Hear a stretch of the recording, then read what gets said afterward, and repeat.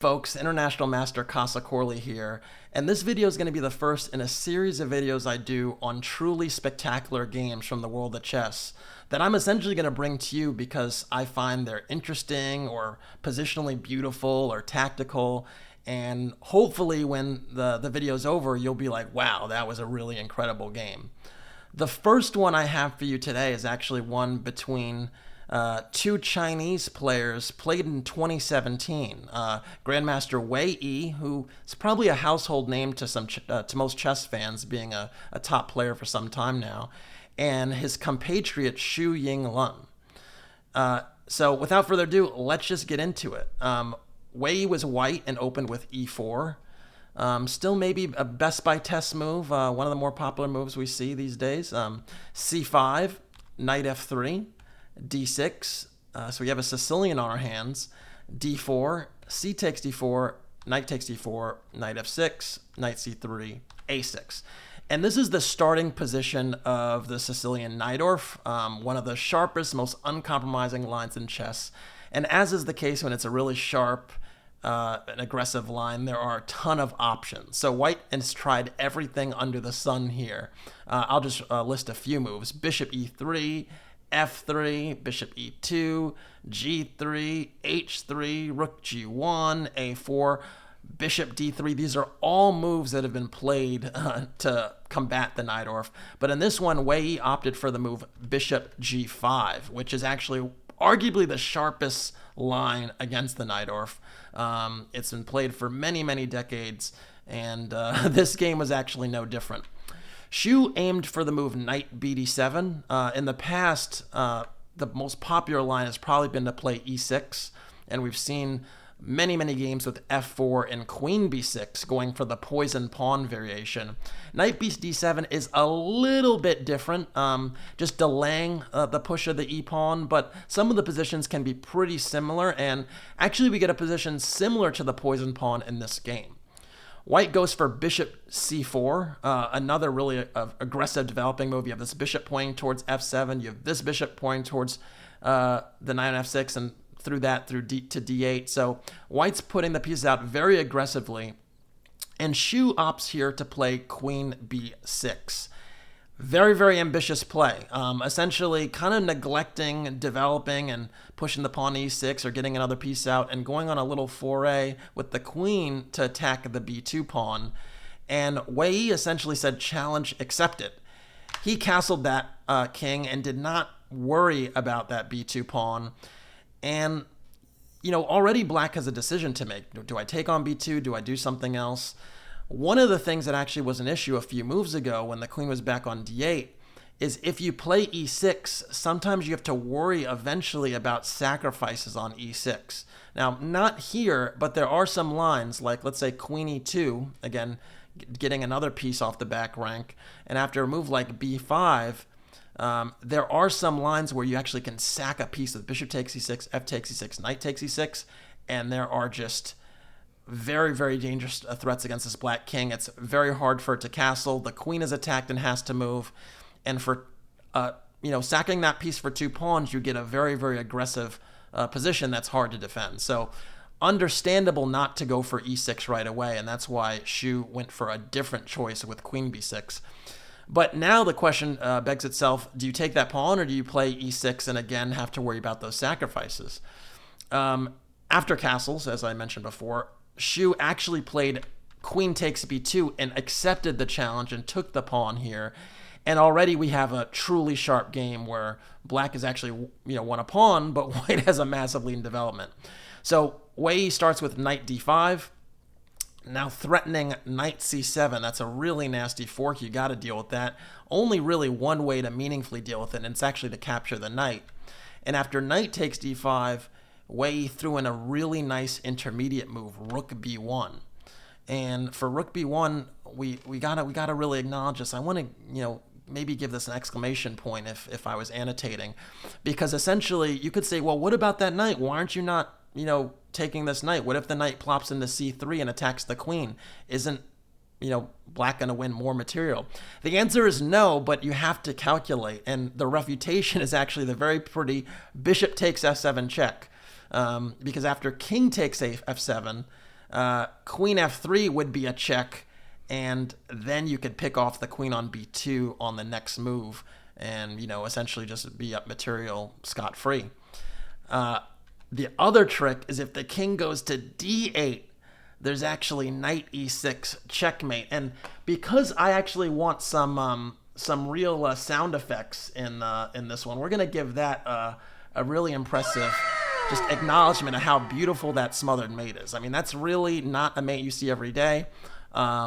We did not see it in this game either, but it's worth mentioning. So anyway, after knight d5, knight takes d5, rook b1, the queen did move, and it wound up going to c3, queen c3. And then white took that knight on d5. And you can see the really big difference in development here. White has a king that's castled, has all the pieces out on the board, and black essentially just has the queen on c3 and everything else back at home. So very, very dangerous position here. And already he makes a slight mistake, Xu does, by playing a move queen c7. Now, he wants to keep that pawn. It's very understandable to try and keep that pawn that was being attacked twice by the bishop and the rook. It actually turns out it would have been better to give it up and play a move like e6, with the idea that after bishop takes b7, and rook takes b7, you can actually smoke out this rook by playing knight c5. But from afar, this looks like a very, very dangerous position where the material's actually equal, and the king looks very airy, the rook is active. I don't blame black for not going for this. So anyway, queen c7 was played, and now Wei's got to say, okay, what to do next? How do I add more fuel to the fire? And he plays the move f4, just pushing forward, considering to play pawn f5 next, considering further aggressive attentions against the black king, which is still not castled. Black played the move e6, hitting that bishop. And this is the start of a sequence of moves that's essentially the reason why I showed this game. So most of the moves from here on out deserve exclams for being so spectacular. So just sit back, get your popcorn, get your tea, whatever you need to get, and enjoy what you're going to see next. Because the first part of this sequence begins with the move rook e1. Not moving the bishop. This bishop is attacked. It is not moved, and instead, Wei lines this rook up against the king on e8. Truly spectacular, because you can't really take it without inflicting serious damage to your own king. So just to see what that would look like, if e takes d5 is a check. This king is getting totally skewered. It cannot go to d8. It cannot block with the bishop e7 because rook takes c7 would be there. So the only move to really block the check would be knight e5, giving the piece back this way. And white now can actually go queen h5, bring another piece into the fire, noting that this knight is not actually going anywhere. You don't have to take on e5 with your pawn right away. And in fact, after g6, the white queen can go to h4, and the attack is still raging. The pawn is going to take this knight eventually. There are weak dark squares around the black king. This is what I like to call Swiss cheese, and for good reason. It is a terrible, terrible color complex. All those dark squares are super, super weak. So backing up, we didn't see that. After rook e1, black did not take that bishop and instead played the move knight c5, adding more reinforcement to the e6 pawn. Now it's defended 3 times, and hopefully there's not further attacks against it. Or is there? Because white now opted for the move f5. Again, spectacular. This bishop is still hanging, but now white is adding more fuel to the fire on that e6 pawn and saying, if you take me, you're dead. So we're going to see what taking that bishop looks like, because we're going to do this for a little while. After e takes d5, e takes d5 is check, and now note this knight that was on d7 now being on c5 cannot block, and you pretty much would have to put the king on d7, but now the queen would come in, queen h5, and queen takes f7 is basically a mate threat because the king has no squares to run to and is totally exposed. And if you go g6, f takes g6, f takes g6, queen g4 is essentially going to be checkmate. If the knight blocks, knight e6, queen takes e6 is a lovely checkmate. So essentially that king is still in the open, still airy, and still problematic. So instead, after f5, black actually played bishop e7, desperately trying to cover the king, not taking this bishop, which has been offered now for multiple moves. And the menacing attack that Wei initiates continues with the move bishop takes e7. Bishop takes e7, queen takes e7 is played. Surely you don't want to take with the king and bring your king out into this onslaught here. So queen takes e7 was played. And now we have the move f takes e6. F takes e6, the bishop is still attacked. And why don't you pause the video and try and figure out what you would do here with white. I'll give you 5 seconds to think on this one, and I'm going to play another, give us a little sound effect while we wait. All right, hopefully you got an idea of what to do next, because you know that bishop isn't moving. Wei played the move knight f5. Unbelievable, just unbelievable. Again, now the knight is hitting that queen. The bishop is also attacked by this e6 pawn, but it's not able to be captured because the rook on e1 is right there to hit that queen on e7. So either way that you take, you're running into problems. If d takes f5, e takes f5, and that queen is basically a goner. You can try to block with the knight, but after bishop takes e6, there's going to be some really nasty discovered checks. And if you take the other way, if you play e takes d5, well, this queen is hanging, so that doesn't make any sense. And yeah, just more problems. So again, the bishop is on d5 is available, the knight on f5 is available, but you can't take it because that king is still stuck in the middle. And because of that, the queen wound up moving. So the queen now went to c7. And now this move right here is probably my favorite move of the game. So do take a moment to consider this one, because the onslaught of peace offerings continues, and it's not very peaceful. The move that Wei plays in this position is actually bishop c6 check. And I was like, dude, that is crazy. The bishop can be captured by the queen and the pawn, but both pieces are going to run into some problems because that d6 pawn is really weak. So black wound up taking with the queen just to keep things a little bit more tidy. But after knight takes d6 check, this king has a really, really hard time figuring out where to go. The king went to e7, but let's say the king goes to d7 or d8. You're running into discoveries on the d file. So then knight f7 would pick up that rook on h8, and the king would still be in a bad way. And yeah, I mean, it's just brutal.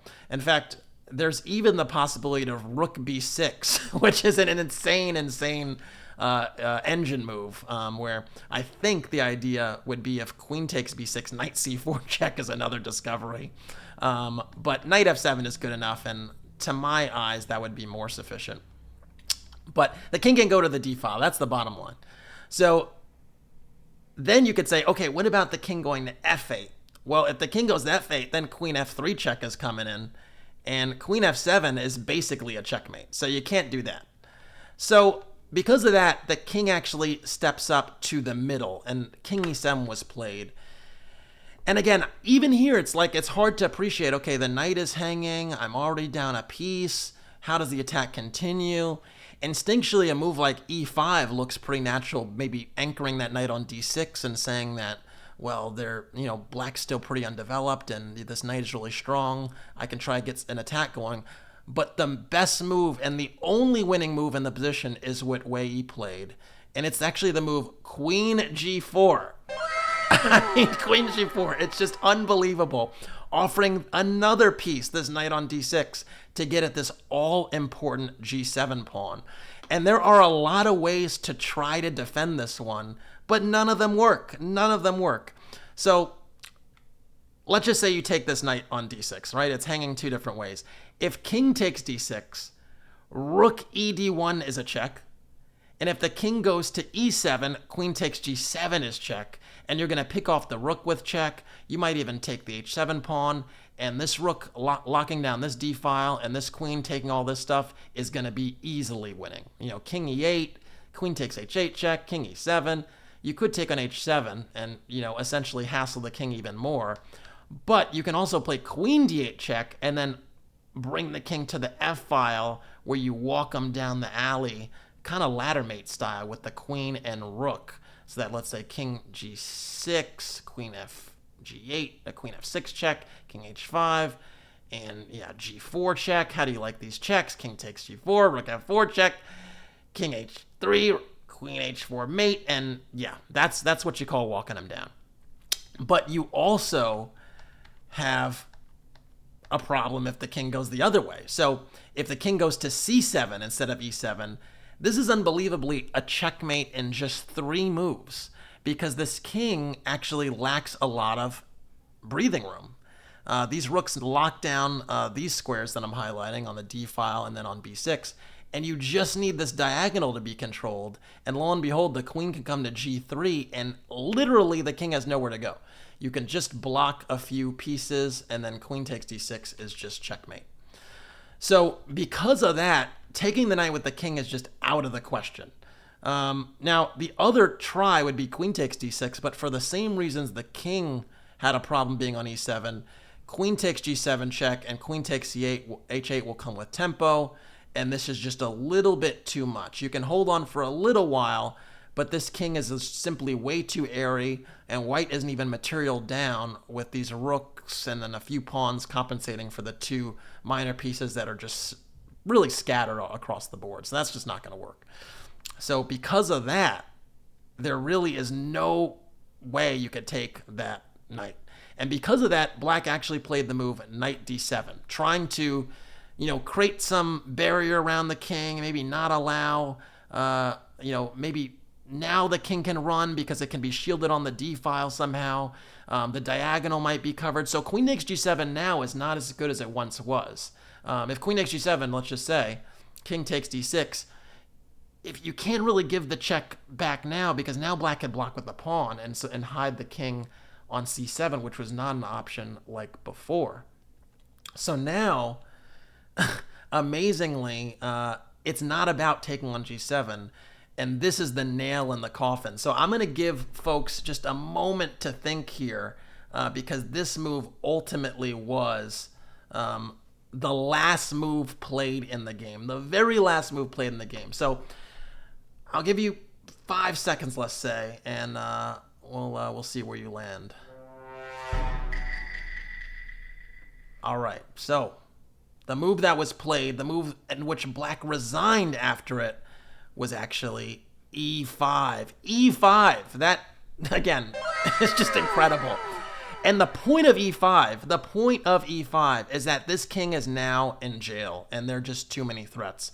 What is white's threat? White is threatening queen g5, queen takes g7, and this king cannot effectively run away. So there are a ton of options here that black can try, and if this was one of our blitz games, we probably would try one of them, but they all don't work. So let's just start with one. The first one we'll try is rook g8. Defending that g7 pawn does not work, because now there's queen g5 check, and this king is in a bad way. It can't go to d8, it can't go to e8, it can't go to f7, and if king f8, queen d8 is actually checkmate. So we don't even need the rooks for that. If the... Okay, so rook g8 doesn't work. If queen g5, if knight f6 blocking will take with the e pawn, and you can't take with the g pawn there because the rook on g8 is hanging. But if you play king takes d6, again, we mercilessly hunt down this king. Queen f4 check, rook d1 check, king 8 f7 check, and eventually these checks lead to rook d8 check, king e7, f8 check, queen, and that is a checkmate. So you can't run that way either. So rook g8 doesn't work. Let's try something else. So king d8. If the king tries to run, then you walk into this fork knight f7 check, and the king again is stranded and has nowhere to go and is caught in a bad way. So that doesn't work either. Now, one move I was wondering about when I looked at this was, what if knight takes c5? What if we remove the defender of the knight on d6? What's wrong with that? Well, queen takes g7 check again is problematic. And you get to take on h8 with check if the king goes back to d8. And then you can even take on e5, and you're up a full exchange. King c7, even queen takes e5 would be good enough to win the game. And we can even trade pieces now if we wanted to, being a full exchange up, although this king is super exposed. So that doesn't work either. So after e5, there are just no good moves. You can't defend against queen g5. You can't defend against queen g7. And this king ultimately is just stranded. And so black resigned. Now, this was a 21 move game, and I know this might be a little bit of a hot take, but this is one of the better attacking games I've seen, just because of how mercilessly Wei Yi prosecuted the attack against the black king, starting with, let's go back to the move. Let's go back here. Starting with rook e1. This bishop on d5 was hanging for how many moves? 1, 2, 3, 4, 5, 6. And then finally it gave itself up on the c6 square. And even then, a second piece sacrifice with queen g4. And all of this was really engine precise by Wei Yi and enough to win a devastating game. That's it for this first video in the Great Game series. Expect more soon. Take care.